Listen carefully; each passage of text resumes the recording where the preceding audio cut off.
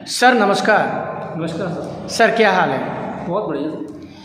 Sir आपका परिचय क्या है? परिचय दीजिएगा। सर हमारा नाम है संजय चौहान, सन ऑफ श्री ओमवीर सिंह चौहान, जिला फिरोजाबाद, कस्बा मक्खनपुर पड़ता है अपना 10 kilometre. Hello my dear friends, आप देख रहे हैं MP news Nishchal Pairy. My dear bro, आज के एपिसोड में हम जिस शख्स से रूबरू करा रहे हैं वो हैं जनाब चौहान बोले तो संजय चौहान मक्खनपुर से, ज़िला फिरोजाबाद यूपी से बिलोंग करते हैं, युवा हैं और बीजेपी में अच्छी पकड़ रखते हैं, कर्मठ कार्यकर्ता हैं। देखते जरा निकाय चुनाव के बारे में क्या है, इनको भी जंगे मैदान में निकाय चुनाव में लंगोट चढ़ा के दो हाथ करने का मन कर रहा है। बताइए चौहान साहब, शिवा राठौर को तीखे सवालों के लिए जाना जाता है। ये आज निकाय चुनाव चल रहा है, आप भी इरादा रख रहे हैं युद्ध करने का? बिल्कुल सर। पक्का? पक्का। अच्छा, आप राजनीति में क्यों जाना चाहते हैं? समाज सेवा के तो बहुत सारे रास्ते हैं, आप क्यों लोग नेता ही क्यों बनना चाहते हैं? शॉर्ट टाइम पैसे वाला बनना होता है, शॉर्ट टाइम बहुत सारा धन कमाना होता है, या कुछ और रास्ता है? बताइए। ऐसा है कि हम लोग अपनी एक अलग पहचान के लिए राजनीति में आना चाहते हैं। क्या पहचान है बताइए? समाज सेवी, समाज के हित के लिए, गरीब कुछ योजनाओं से वंचित हैं हमारी ग्राम सभा में, उनके लिए हम मददगार साबित होना चाहते हैं। अभी तक किसी गरीब की मदद की है आपने? बिल्कुल की है सर। बताइए किसकी मदद की है आपने? जो भी हमारे दरवाजे आता है, जो हमारे से होता है वो हम करते हैं। अच्छा चौहान साहब, एक बात बताओ, ईमानदारी से बताना, जो राजनीति का जो फील्ड है इसमें एक अनलिमिटेड है, इसमें कोई पता नहीं कि आदमी सभासद से लेके कहाँ तक जाएगा, प्रधानमंत्री बनेगा कि मुख्यमंत्री बनेगा कि एमपी एमएलए क्या बनेगा। लेकिन लोगों को एजुकेशन पे,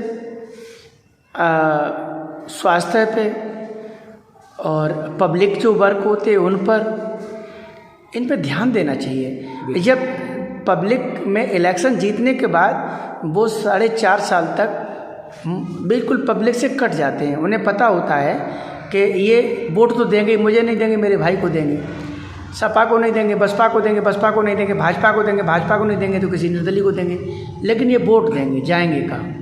ऐसा क्यों करते हैं नेता लोग यार? ये पब्लिक के साथ धोखा क्यों करते हैं? बताइए। ऐसा है सर, कुछ उन पर जिम्मेदारियाँ भी ज़्यादा बढ़ जाती हैं, इस वजह से वो टाइम भी नहीं दे पाते हैं। टाइम देना भी चाहते हैं तो कभी किसी के दरवाजे कोई आया, वो कहीं दिल्ली है या लखनऊ गया हुआ है और वो नहीं मिल पाया, तो एक रूमर भी उठा देते हैं कि नेताजी जब भी जाते हैं घर पे मिलते नहीं हैं। कुछ इस तरीका भी होता है। लेकिन इस समय तो दिल्ली द्वा नाक रगड़ रहे हैं, तलवे चाट रहे हैं, जिसे कभी नहीं मिले उसको जीजा, फूफा, ताऊ, चाचा, मामा सब कुछ बना रहे हैं। इस समय लोगों के पास जिम्मेदारियां नहीं है, उनके पास फोकस है सिर्फ जनता के बीच रहना।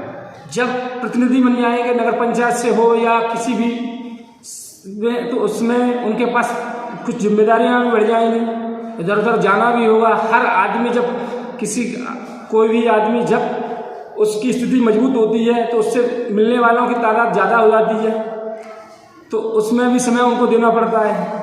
अगर नगर मक्खनपुर की जनता सम्मानित आदरणीय वे लोग जो वोट करते हैं, अगर उन्होंने चौहान साहब आपको वोट किया और आप जीत गए, अगर शब्द इसलिए लगा क्योंकि श्योर नहीं कह सकते, अगर आप जीत जाते हैं तो ईमानदारी से बताना क्या काम करेंगे और प्राथमिकता किस काम को देंगे आप? हमारे लिए सिर्फ 80 और 20, यानी कि हमको 80 लोग देख रहे हैं गरीब, क्योंकि गरीबों लोगों के लिए जो भी राशन वगैरह जो भी योजना आती हैं उनसे वो वंचित रह जाते हैं। क्योंकि हमने अभी देखा है कि हमारे यहाँ प्रधानमंत्री योजना से जो भी कॉलोनी आई, जिनके पास ट्रैक्टर वगैरह हैं, पक्के मकान बने हैं, उन्होंने 10-10 हज़ार 5-5 हज़ार रुपये देकर वो आवास छीन लिए, गरीबों के मुँह से निवाला छीन लिया उन्होंने। ऐसा नहीं होगा अपने से, गरीबों का हक गरीबों को ही मिलेगा। और इस वजह से हमको इस राजनीति में उतरना पड़ा, क्योंकि हमको ये देखा नहीं जाता है कि हमारे मोहल्ले के लोग जो गरीब हैं, जो आज तक तिरपाल में रह रहे हैं, उनको नहीं मिल पाया आवास, और जिनके पे खेत है, 20-20 बीघा खेत है, ट्रैक्टर है, सारी सुविधाएं, वो आवास छीन लगे। और एक घर में 4-4 आवास हैं, अगर इनका भौतिक सत्यापन कराया जाए तो सबके सब जेल जाएंगे हमारी समझ से। तो बिल्कुल जाना चाहिए। तो आपने आवाज़ क्यों नहीं उठाई, आपने आंदोलन क्यों नहीं किया? आप गरीबों के हितैषी हैं, आप शोषित पीड़ितों की आवाज़ को बुलंद करने वाले हैं, आप राजनीति में कदम रख रहे हैं और आप समाज सेवा के रूप में अपने आप को स्थापित करना चाहते हैं, तो आपको आवाज़ बुलंद करना चाहिए था। सर ऐसा है कि जब भी कोई भी कार्य करने हम लोग जाते हैं तो पहले से ही वो लोग अपने लोगों को पैसे देकर सेटिंग बना चुके हैं। आपके पास कुछ है तो नहीं, आप एक साधारण आदमी हो, आप वहाँ जाकर कुछ ज़्यादा बोल भी नहीं सकते हो। लेकिन योगी जी तो ये कहते हैं कि मेरी सरकार में कोई घपला नहीं, कोई किसी प्रकार का भ्रष्टाचार नहीं, किसी प्रकार की कोई किसी आदमी को दिक्कत नहीं। योगी राज बोले तो राम राज, और जब राम राज है तो फिर ये तो सब गलत साबित हो रहा है आपके बयान से।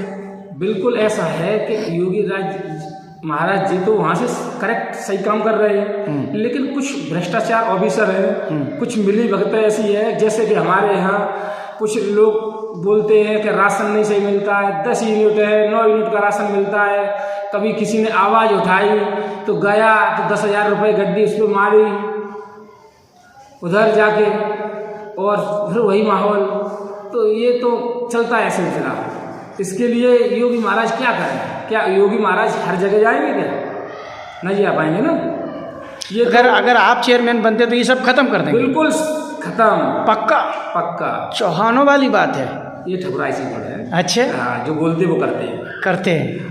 गुड माय डियर फ्रेंड्स, अभी आप मिस्टर संजय चौहान से रूबरू हो रहे थे और संजय चौहान जी ने शिवा राठौड़ के तीखे सवालों का बड़े ही इत्मीनान के साथ जवाब दिया। इसके लिए चौहान साहब मैं आपको धन्यवाद देता हूं।